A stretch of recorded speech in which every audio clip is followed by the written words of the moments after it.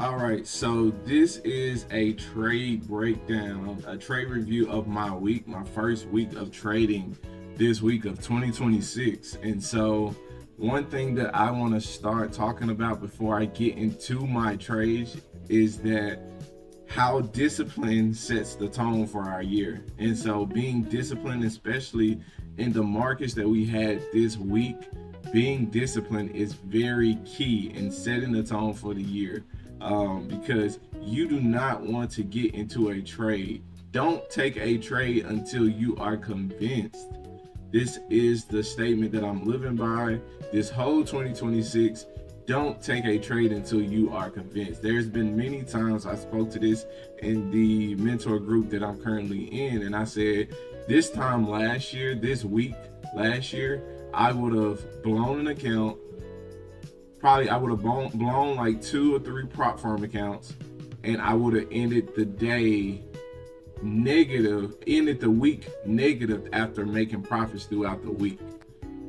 Let me say that again. This time last year, I would have blown 2 or 3 prop firm accounts and then made money this week, but finished the week on a Friday, an NFP Friday at that, negative. So you have to set the tone. You have to set the tone of how you want your year to go. And this is not me trying to reach anyone. This is not me trying to convince anyone. This is me simply talking to myself. This is like a self diary of this whole year I'll be documenting. And so you take what you can, and hopefully, I want to reach people. I want people to understand that, hey, this is the true side of trading, the discipline, the staying patient, the sticking to your strategy, and not taking impulse, not acting on emotion, but being calm, cool, collect, and having that poker face every time you come into the market. Because you want the market to convince you to take a trade. You don't want the market to come in and, what they say, finesse you. Like you don't want to, like, you going out, like if you're in the streets and you see somebody and they trying to finesse you, or you going into the store and you know exactly what you want. You have to know exactly what you want. You can't just be one of those people, you go into a car and you going to look and buy a car, and they finesse you on a higher car value than you were looking to pay for. They finesse you on these outrageous fees and everything. You have to know, I want this car, I want this amount. I'm negotiating. I am not taking what you're giving me, but I'm negotiating, and I'm telling you this is what I want. If not, I'll go to the next car shop, the car dealership, or if not, I'm going to the next store. You have to know. And when I say that, it's you are setting the criteria on what you are looking for. So you come to the markets knowing exactly what you want. Whether it's criteria, you know what criteria you're looking for, you know what price you want to buy or sell at, you know what move you want to take, etc. And you don't take anything else. Simple and plain. You don't take anything else other than that criteria. And so this is very crucial this week because we had a volatile week with the mini news, the first week, so-called week of trading of the year. And so you have to maintain this mindset, because when you're trading, it's all about the mindset and about 10 to 5% of the technicalities. And so a loss taken, even if you're taking a loss taken within your rule book or playbook is still a win. It's still a win, because in the long term, you know that, okay, I may have taken a loss on my playbook or my setup, but I've tested it and I know it's a probability game. In the long term, I am going to be successful. I am going to have these winning trades off of this same probability in this same setup. And another point is, even if you did start your week going against your playbook, taking impulsive trades, acting on emotion, not being patient, not being disciplined, reevaluate and don't make the same mistakes. Learn. I've done that. I've been trading for about 8 to 10 years, and I've made that mistake multiple times. That I act impulsively. I want to get these wins. I focus so much on the payout. That's why you see That's why my balance is blurred out.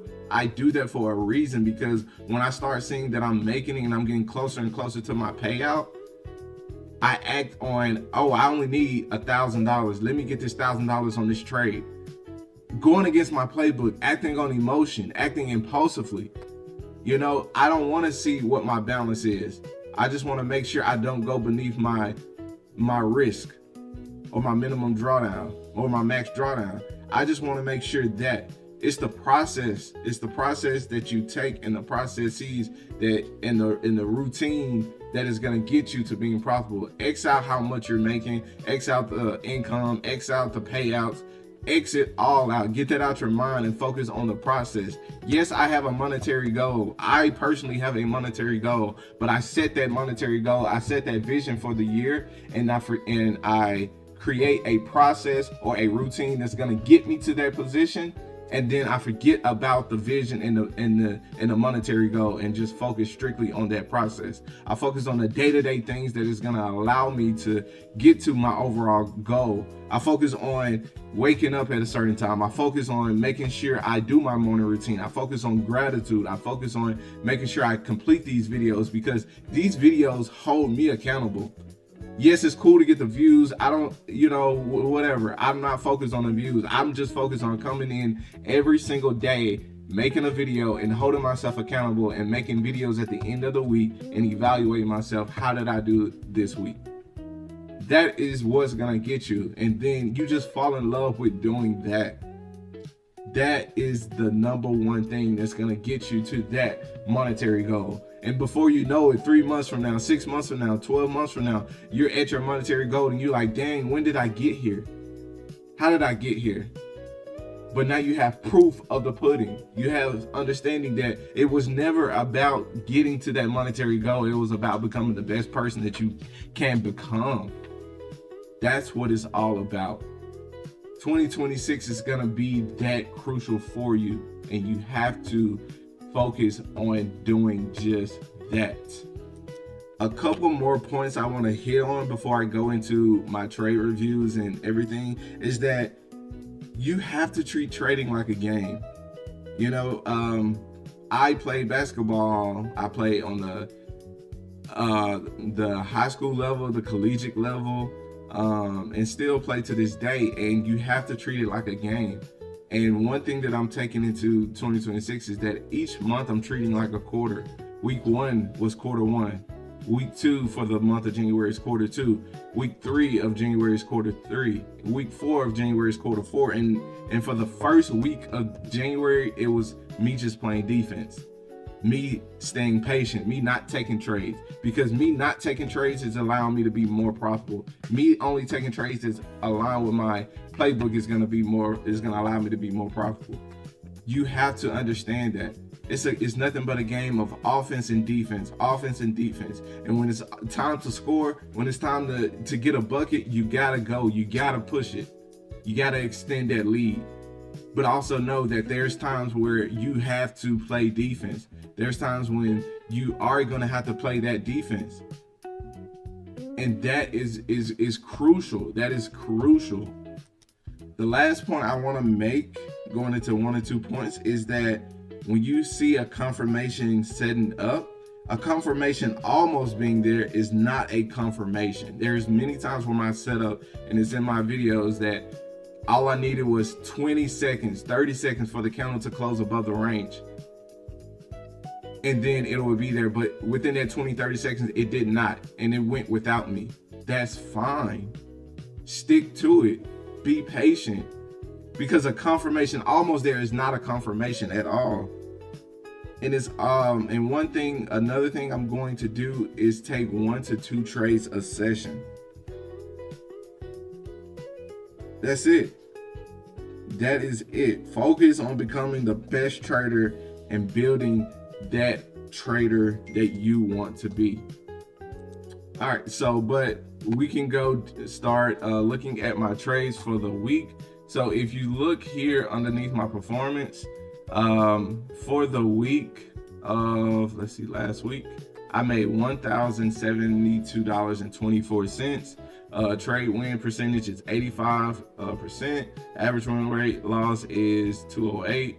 And so, yeah, we can, total number of trades were 7, total number of loss taken was 48.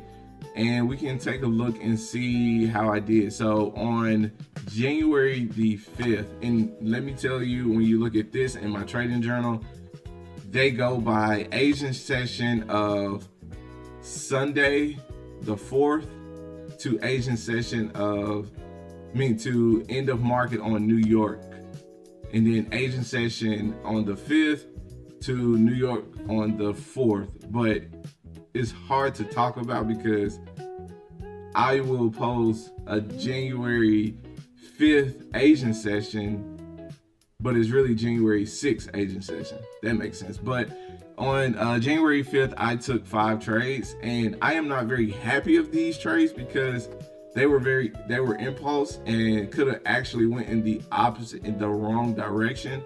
I don't have chart pictures of this because I was trading on my phone, but I took 2 trades, and I took 5 trades. And you gotta understand, with this, it says 5 trades, but it could have been just 3 trades, and then 3 trades I closed. And so that's how it takes.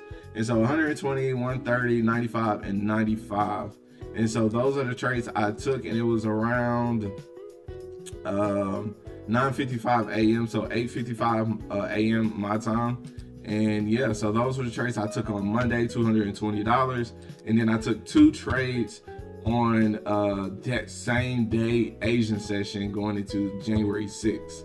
So after the market closed that day in New York, but that same day Asian session going into January 6th, I took some sales on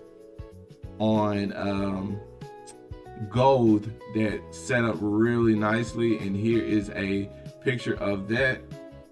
I took these sales here.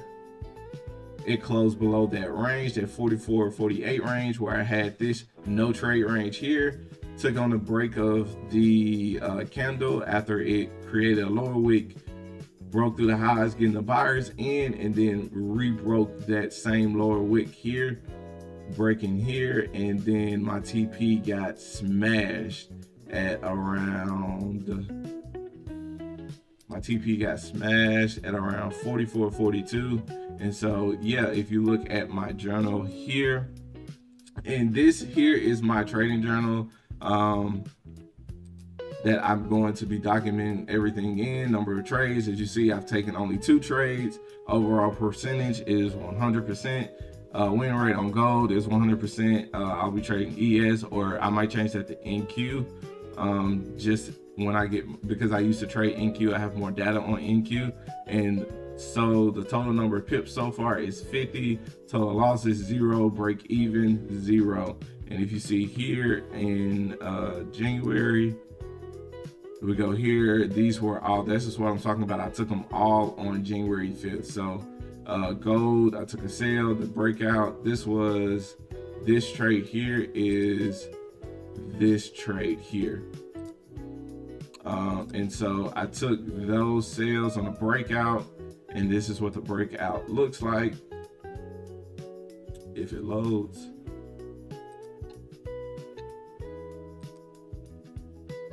So this is what the breakout looks like here. So breakout, when I have a key level, sell stop below that wick, take advantage of that breakout after it closed from that level. So that's what I took. I took that breakout. I closed half. It didn't give me a chance to close half. So I closed half at 0, closed full at 30 pips. Total pips secured with 30, and it was a W. Same with gold, breakout. So right now, and I think I risked like 3 lots on this one. 3 contracts on this one. And here I risked 1 contract and made that 225. But if you see here, if you go to the right, it's the overall breakdown. Win rate percentage right now is 100. I have to change that to NQ. But 2 wins and yeah, these are all my plays, setups on the 5 minute, 15 minute, 30 minute, breakouts, fake outs, onions, all of that. And this is all from like my mentor group that I'm in. But yeah, so this is my win percentage for the week. But just want to make this video to talk about what it takes to be that profitable trader, and just kind of do a trade recap review for this week. So let's go into this next week, the second week of the trading week, and let's go and kill it, man. We're gonna have a good one, and we're gonna stay focused, stay strong, stay patient, stay disciplined, and most importantly, stay consistent. These are the things that are gonna get you to that next level. Until then, I'm out.